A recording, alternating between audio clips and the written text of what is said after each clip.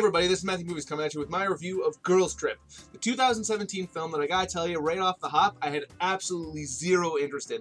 This was not a movie that I ever thought I was gonna watch once I saw the trailers. They did nothing for me. It reminded me a lot of Bridesmaids or The Hangover, where it seemed like a bunch of people partying and then trying to, do that whole thing. And I gotta tell you, Bridesmaids and The Hangover, neither of those are my favorite movies by any stretch of the imagination. They're both solid but unexceptional for me. I didn't have a grand old time with them like a lot of other people did, and I don't think those people are wrong. It just didn't necessarily work for me. I don't tend to go for that gross out comedy, and there's a sequence from the trailer where one of the characters is mainlining, ziplining over the strip and starts peeing on everybody, and I was like, that's just not something that's going to be up my alley. It's not going to make me laugh hysterically. So I really didn't think this was one that I would necessarily even ever watch. But then I started hearing some pretty solid things about it. That people thought that it rose above those other films, and not necessarily like the films of its ilk. And so I was like, what, I'll check it out. And I gotta tell you, once I did, I'm glad I watched this movie. I liked it a great deal more than I thought I would. I still don't think it is, this masterpiece or whatever. I didn't walk away from it being like, man, that movie was fantastic. I absolutely loved it. But I enjoyed it. I thought that there was a lot of really great characters, and it was a good time. And one of the major things that made this movie work for me is that it has a heck of a lot of heart. And for those of you who don't know what this movie is about, basically you get introduced to these four women who have grew up together and always had each other's backs, and they have this relationship, and over time they start to grow apart like all of us do. But then one weekend they decide, they're going to come all back in together, and they're going to go on a girls trip and have a whole lot of fun, and that's what we see. But it's all about them reconnecting and the issues between them that drew them apart to begin with, and some of the men in their lives, and I thought it was, I had a great emotional core to it that really made it work. I enjoyed the four women at the core of this film. I mean, right off the hop, I'd say the lead character is Regina Hall, who plays this kind of guru who has these books out there and videos out there trying to explain to people that you can have it all, and her and her husband have this image that they have this perfect life, and as the movie progresses, you start to realize that maybe things aren't as grandiose for her or great for her as she necessarily makes it seem, and that like any of us, she's having those troubles and tribulations, and to see her dealing with her friends and coming to terms with the life that she actually has instead of the image that she's putting out there, and at the beginning of the movie where she's putting up that front with her friends as well, but then over time starts to let that drop a little bit with them. I thought that was I thought her character had a fantastic arc, especially where it gets to at the end, and how she starts to prioritize things in her life. I thought that was all great. And then you have Queen Latifah, who is the woman in the group that she has had this kind of, not necessarily feud, but she's had this falling apart with, where the two of them, you find out as the movie progresses, they were planning on starting a website and business together, and then Regina Hall went out on her own, and Queen Latifah, as a result, she ends up starting her own business, but it's kind of like a gossip site, it's styled like after like TMZ, so she's putting out all these stories, and there's a lot of people that look down on her, and Regina Hall, to a degree, her character to a degree does as well, and it has some choice words for her about the way that she's living her life, but at the same time, Queen Latifah brings such a gravitas to her role and internal integrity, and that you get right from the beginning that she doesn't necessarily love what she's doing either, but she's got to make ends meet, and she's been kind of thrust into this situation, but she's doing her best, and she, even though she's kind of willing to write these things, to say these things about some people, that she's never gonna betray the people that she holds most dear. I thought her character was very interesting. Then you have Jaden Smith is also in this movie, and she's kind of the mother of the group. She's got a couple of kids, and she's very much kind of been domesticated. She is living with her kids and her mom, and she's divorced or separated, but she basically lives her life for her kids. She seems very happy, but she's gotten away from who she was when they knew her, and they're trying to kind of bring her back to closer to the person that they knew back then.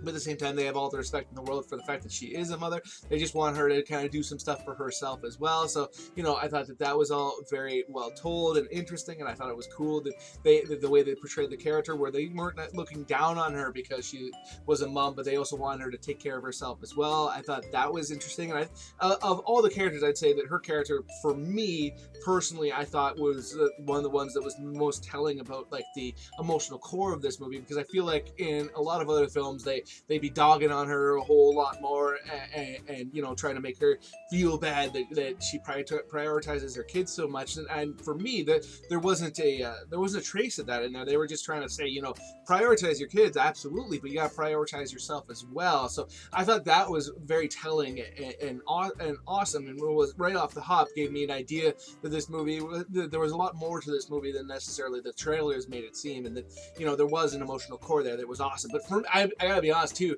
I mean, from a comedic standpoint, the fourth woman in the group, who I had no knowledge of prior to this movie, I've never seen her in anything before, at least I don't remember having seen her in anything before. It's an actress by the name of Tiffany Haddish.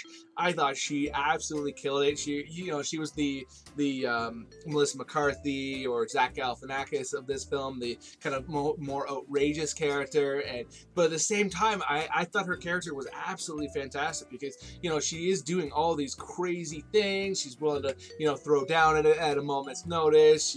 She's threatening her boss in the first scene that you see her in, and you get this idea that she's, you know, she's pure age. She's very over the top, but at the same time, like, one of her defining characteristics is how loyal she is to the people that have been loyal to her, and that, you know, at the end of the day, you know, she's gonna argue with her friends or whatever, but if anybody else kind of steps in and goes at them, she's gonna destroy them before anybody destroys her friends. And I thought that was very, very cool. And then you have this other character that you get introduced to early on that is the friend of Regina Hall's character. Lloyd Tate plays him, and I thought that, you know, his character kind of didn't have a whole heck of a lot going on. He was just kind of the charismatic good guy that people were like, oh, maybe she should end up with him. And to me, I mean, I felt like his character of Eddie was probably underwritten, but I also thought that, you know, he brought a lot of chemistry to the role with all the scenes with him and Regina Hall. I thought there was a lot of chemistry there,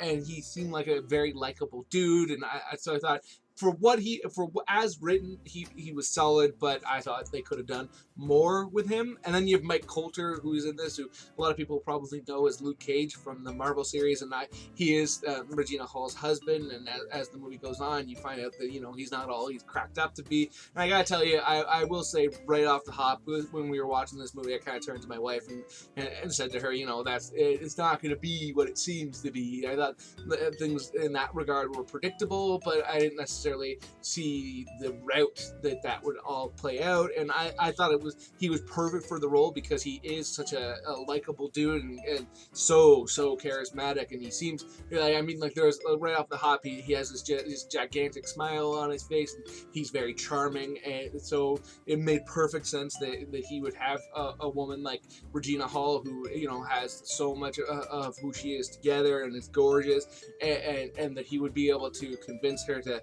get to go along with some of his choices. I thought that was great. I will say, this movie did have one sequence that I felt kind of let down by. There's a moment where the four women are in a club and they've taken absinthe, and the way that they did it was just, to me, was so over the top. I mean, don't get me wrong, I understand that when you take absinthe, it's just a crazy experience, and I've never taken it myself, but from hearing like anecdotes and stories and you know, it's a very over the top experience. There are a lot of hallucinations and all that kind of thing, but there are so many movies that I feel like when they do like the drug trip, that's so ridiculously over the top, and the people act like such, you know, buffoons and all that, and I felt like this movie was yet another example of it. I mean, it's not a horrendous scene or whatever, but I thought for the rest of the movie, I felt was very much grounded. Some of the characters were over the top, but their situations, they handled them in a kind of grounded way. So for it to be so gigantic. I felt a little bit let down by it, but you know, it's one sequence in the entire film, and overall, I thought this movie had a really fantastic core, and the relationship between the four women was so well written and so understandable and felt so real.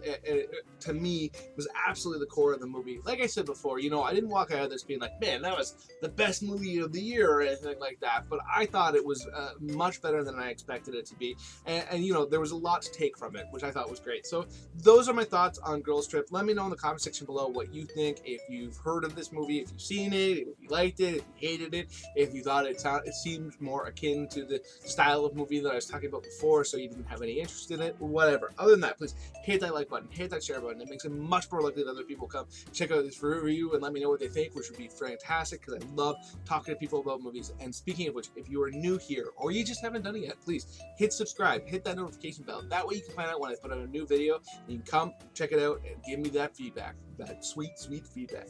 Other than all that though, have yourself a good day.